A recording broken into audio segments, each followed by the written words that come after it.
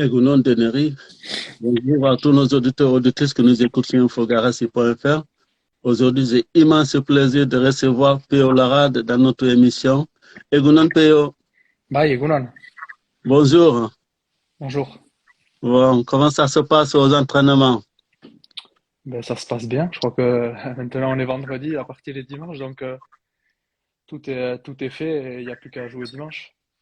Donc, je voulais dire à nos auditeurs, ils pouvaient poser vos questions en bas et Péo Larade, il voit ce que vous allez écrire. Et aussi, vous pouvez demander comment il se sent et puis combien de titres qu'il a gagné. Et nous, quant à nous, on va parler un peu de cette année et de l'année qui vient parce qu'il y a le championnat de France qui commence demain aussi. Après, juste le Super Prestige, ils attaquent le championnat de France. Et cette année, tu as joué beaucoup de tournois. Et je crois que vous avez gagné aussi beaucoup de tournois. Tu as joué avec ton petit frère aussi. On va parler de tout ça. Et avant tout, d'abord, comment tu prépares les fêtes? Est-ce qu'aujourd'hui, aujourd'hui, tu vas faire la fête? Non, non, je vais pas faire la fête aujourd'hui en ayant la partie dimanche. Pas de fête pour moi aujourd'hui. Tu restes avec la famille. Oui, voilà, c'est ça, en famille, tranquillement. On a vu que sur le quart de finale, tu étais impressionnant. Parle-nous un peu parce que tu avais perdu contre Batichi Dikasu, mais là, contre P. Gusandi, tu étais impressionnant. Comment tu es allé chercher ce mental et ces ressources? Je crois que j'avais surtout pas le choix. Si je voulais continuer dans le sur-prestige, il fallait absolument que je gagne contre Peyo Guichandut. Donc voilà, j'ai essayé de ne pas me poser de questions, de faire ce que je savais faire. Et puis voilà, ça s'est bien passé ce jour-là, tant mieux. Mais bon, voilà, maintenant tout ce qui a été fait, c'est derrière et voilà, tout est remis à zéro à partir de maintenant pour les parties qui arrivent. Et revenons là pour après-demain dimanche. Est-ce que tu as réussi à t'entraîner cette semaine avec le Covid? Aussi en fait, le fait qu'il y a pause. Comment tu t'entraînes? Oui, bien sûr, je me suis entraîné normalement. Il y a pas eu de soucis à ce niveau-là. Donc voilà, j'ai été tapé à Garassi. Je me suis entraîné physiquement comme toutes les semaines. Voilà, rien d'incroyable, j'ai rien révolutionné. Maintenant, j'espère faire une bonne partie dimanche parce que voilà, il y a que ça qui compte. Est-ce que tu as un coach spécial? Oui, j'ai un préparateur physique. J'ai Manu Martirena qui me suit, mon père aussi qui est là, toutes les parties, ma famille qui me suit. Voilà, donc oui, j'ai du monde autour de moi qui m'encadre et qui me permet en tout cas, d'essayer de donner le meilleur de moi-même tous les week-ends. On voit que quand tu arrives sur le cantier, tu as le cordon, tu es bien préparé. Même avant que tu rentres pour taper, tu es vraiment préparé pendant presque 1 heure ou 45 minutes. Tu es déjà physiquement prêt. Et aussi le cordon, courir, tout ça. Et comme un professionnel, déjà professionnel plutôt. Oui, mais je crois que c'est comme dans tous les sports. Pour être bien à ce niveau-là, il faut bien se préparer et c'est ce qu'on essaye de faire, d'être le mieux préparé possible. Après, on sait que tous les joueurs se préparent très bien à ce niveau-là, c'est du haut niveau, donc la différence, elle se fait sur la forme du jour J.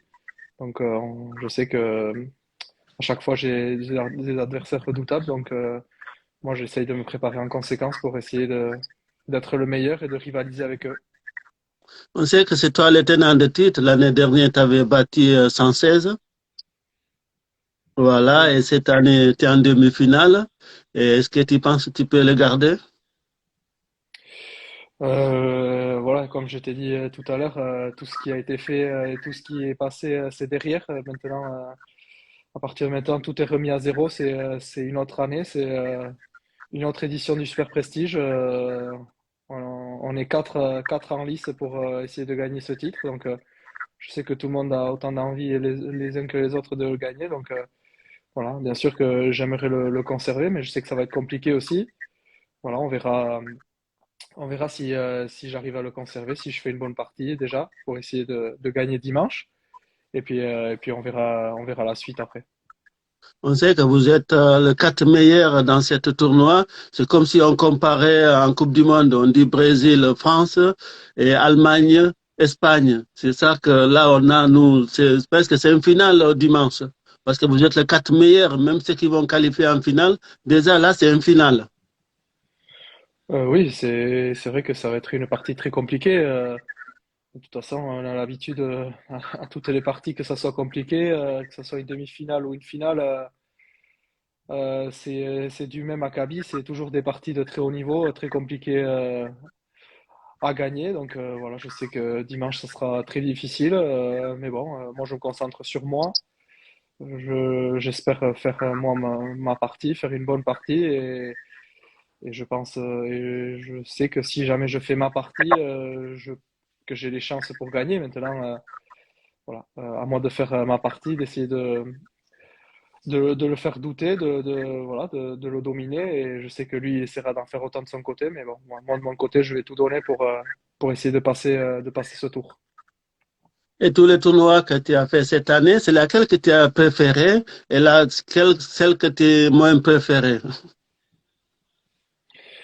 Voilà, enfin, le championnat de France par équipe que j'ai gagné avec Bichette, ça a été le plus beau souvenir de cette année et ça le restera pour toute ma vie. Hein, mais donc voilà, le plus beau, ça sera celui-là.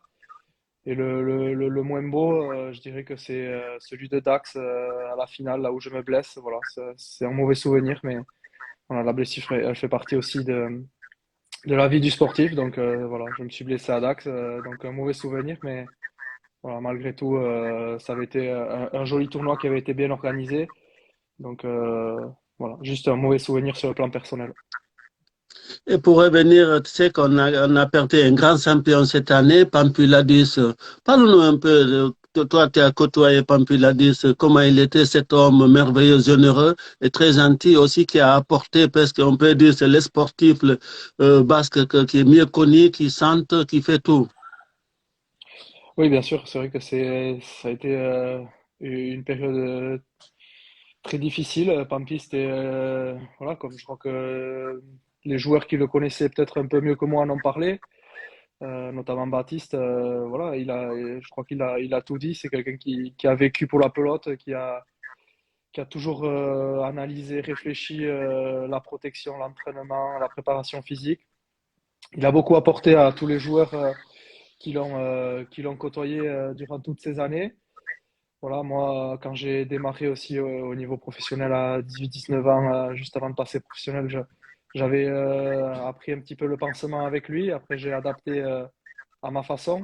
Depuis, je fais le taco à ma façon, mais voilà, il m'avait appris des choses aussi. Donc voilà, c'était quelqu'un qui avait la science de la pelote, qui connaissait la pelote sur les bouts des doigts. Et voilà, c'est une grande perte, d'abord pour sa famille, pour tous ses amis, et puis aussi pour le monde de la pelote. Je souhaite que sa demeure soit au paradis, sa dernière demeure. Et juste pour revenir aussi, là c'est bientôt le championnat de France, les tirages sont faits, il y a 20 pilotaries, aussi je crois il y a quelques absents, il y a, comment ça s'appelle, Vicente Bilbao, je crois. On n'a pas compris, est-ce que tu as de nouvelles en tant que pilotarie, pourquoi on n'a pas pu être dans le 20? Pardon, j'ai pas compris si. J'ai parlé, on a vu le 20 pilotaries qui vont jouer le Oui. championnat de France, mais il manque un grand champion, Ah. Vicente Bilbao. Est-ce que tu sais pourquoi il est absent? On ne le voit plus, ça fait plus de 2 ans. Oui, ça fait quelque temps que Vichincho ne joue pas, mais je crois que aux dernières nouvelles, en tout cas, il essaye de revenir, de récupérer. Il a eu quelques soucis physiques, voilà, sur la fin d'année 2019 et sur début d'année 2020. Voilà, je doute pas pour le connaître bien. Je sais comment il aime la pelote et je doute pas qu'il fera tout pour essayer de revenir. En tout cas, comme tu le dis, c'est vrai que c'est un joueur qui manque énormément dans les canchas parce que c'était quelqu'un qui donnait beaucoup de spectacles à chaque fois qu'il jouait. Donc voilà, j'espère que pour la pelote et pour nous tous, qu'il reviendra et qu'on le reverra avec le pantalon blanc. Donc, et là, on va revenir juste pour la demi-finale. Et tu te prépares normalement, tu m'as dit. Est-ce que là, maintenant, on sait qu'il y aura du monde ce dimanche qui va arriver? Et vous aimez le public. C'est pas le confinement comme l'année dernière. Là, vraiment, vous pourrez voir comment ils jouent ces champions. Oui, c'est vrai que ça sera un immense plaisir qu'il y ait beaucoup de monde dans ce trinquet. Il y a un an, je me rappelle quand je jouais à huis clos le Super Prestige, donc c'était pas terrible, mais bon, cette année, on a la chance de pouvoir revoir du public dans les trinquets et j'espère que ça va durer. L'autre jour, je sais que quand tu es venu jouer, il y avait Maxime Lucu qui a joué à l'équipe de France, qui est de CMP. Et cette année, on aura qui comme un ami de toi qui est connu? Oh non, oui, c'est vrai que Maxime était là, il était en vacances et du coup, voilà, comme il aime beaucoup la pelote et qu'on est très copains, il est venu à Garassi voir la partie avec sa famille. Voilà, maintenant, dimanche, je sais pas, il y aura toute ma famille, et déjà, c'est beaucoup, voilà, et des amis, voilà, comme tout, comme à chaque fois, toutes les personnes qui me suivent à toutes les parties seront là, et je suis très content.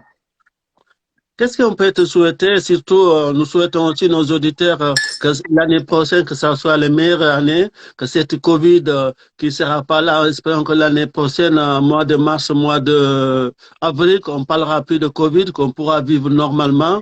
Qu'est-ce qu'on peut te souhaiter? Qu'est-ce que tu peux souhaiter à nos auditeurs? Parce qu'on est le 31 décembre aujourd'hui. Oh, je crois que, voilà, leur souhaiter du bonheur, de la santé, et puis qu'ils passent une superbe année, qui réalisent tous leurs rêves, voilà, et qui viennent dans les trinquets voir de la pelote et nous supporter. Et juste pour finir, tu peux nous dire quelques mots en basque et puis aussi saluer nos auditeurs et surtout, qu'est-ce que tu penses de Pampi qui est bénévole dans notre site internet parce qu'on est trois ou quatre. Je veux juste dire aux auditeurs, on a fait une vidéo qui était avec P.O. Gisandit et Ignaut Echeverria. C'est la première fois qu'on a mis une vidéo. Il a eu 5 900 000 vues.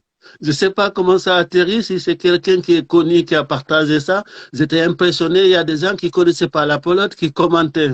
Je ne sais pas si tu as vu cette vidéo. C'est une vidéo de même pas 2 minutes. Non, j'ai pas vu cette vidéo. En tout cas, ben, je suis très content pour toi. Ça veut dire que tu récoltes les fruits de tout ton travail.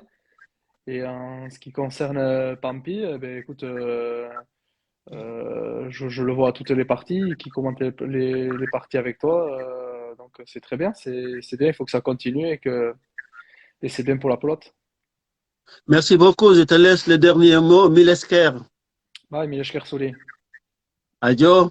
Adios. Merci beaucoup. Merci d'avoir accepté notre invitation et notre disponibilité et ta gentillesse. Merci beaucoup, Peyo. Milesh Ker, adios. Adieu.